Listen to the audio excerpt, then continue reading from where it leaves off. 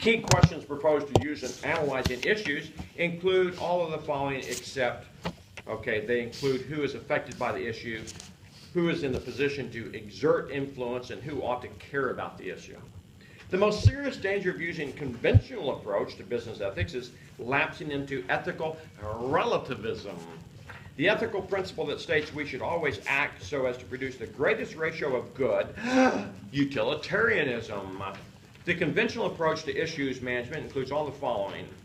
Issues originate in social, political, regulatory, and judicial environments. Issues fall into the domain of public affairs. And issues may trend or event that might affect the company. The ingrained principles that guide all the company's actions and decisions is their core values. One thing that's common to all techniques used for identification of issues is environmental scanning.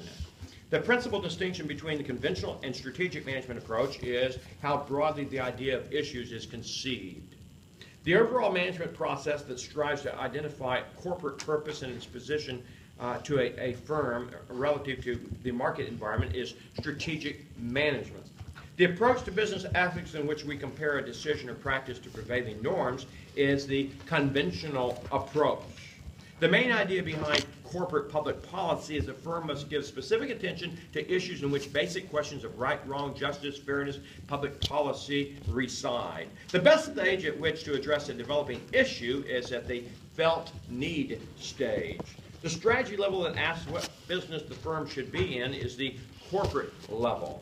The approach to issues management in which each issue is viewed as separate from all the others is a portfolio approach.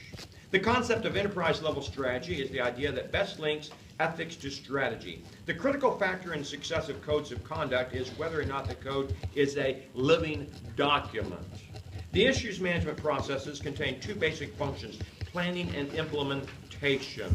Business ethics is concerned with the right and wrong behavior within a business context. Don't you love it when you can define it by using the term business? Well, it has to do with business.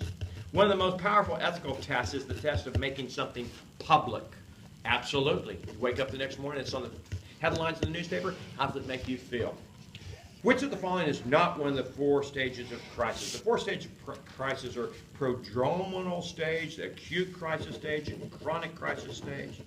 The minimum standard of ethical behavior can be thought of as adhering to law. We said that ethics is usually a higher level than basic law compliance. The model of ethical management in which managers fail to take morality into account is amoral management, where we don't consider morality amoral.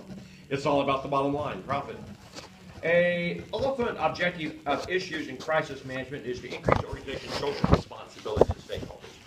The Rawls principle of justice indicates that we need a fair method in which we can choose principles through which conflicts will be resolved. And so each person has equal rights to the most extrinsic basic liberties. Social and economic inequalities are arranged so that they are both to be everyone's advantage and attached to positions and always open to all, and each person is to be treated equally. In other words, you need to go back and review Rawls' principle. An ethical concept or rule that helps the decision maker take an ethical course is the ethical principle. A systematic attempt to identify, measure, monitor, and evaluate a firm's performance is the social audit.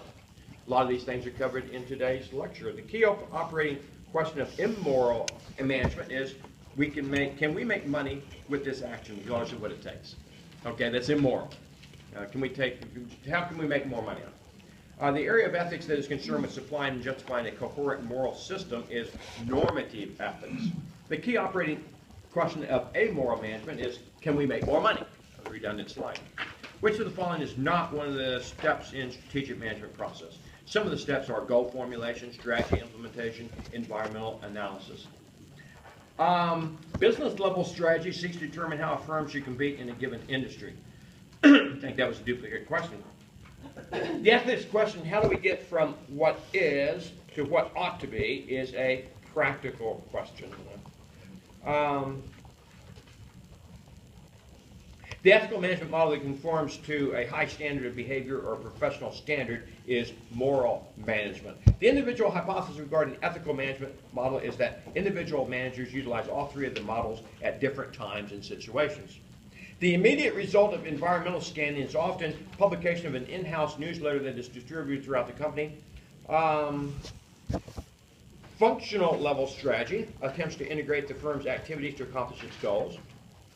Function meaning activity, so that would make sense. Managers who believe that business decisions are not subject to moral constraints tend to utilize the intentional amoral management model. Redundant questioning also. One of the benefits of portfolio analysis is to prioritize issues. The key operating question of moral management is, will this action be fair to all stakeholders? Those are some of the questions that companies today ask. The population hypothesis regarding ethical management model is the three models approximate a normal bell-shaped curve. The strategic management approach to issues management takes a broad view of the process. Value-based enterprises actively seek out stakeholders and work cooperatively with them. Ethical leadership is found on two pillars. That's today's lecture. The manager is a moral person and a moral manager. Moral person and moral manager. The test of one's best self relies on one's self-concept. Once an issue becomes public and subject to debate and media exposure, it becomes more difficult to resolve. Yeah, so you want to resolve it as fast as possible, as quick as possible, before it becomes the headlines in tomorrow's newspaper. The management function responsible for monitoring and managing the business environment is corporate public affairs. The model of ethical management that implies a positive and active opposition to what is right is called immoral management. Corporate transparency refers to quality characteristics or states in which activities, processes, practices, decisions, companies become open or visible to the open world. Because transparency means open, like open book, okay, as opposed to something that's opaque.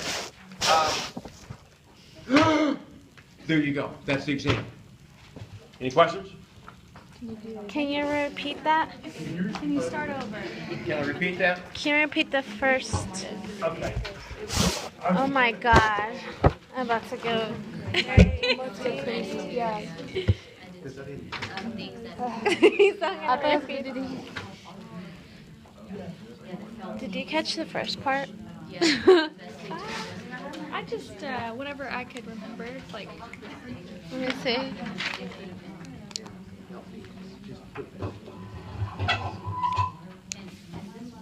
I would catch up a part of the question, a part of the answer, and then put them together.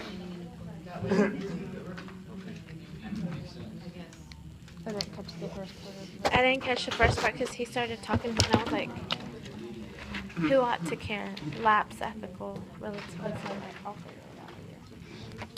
Okay.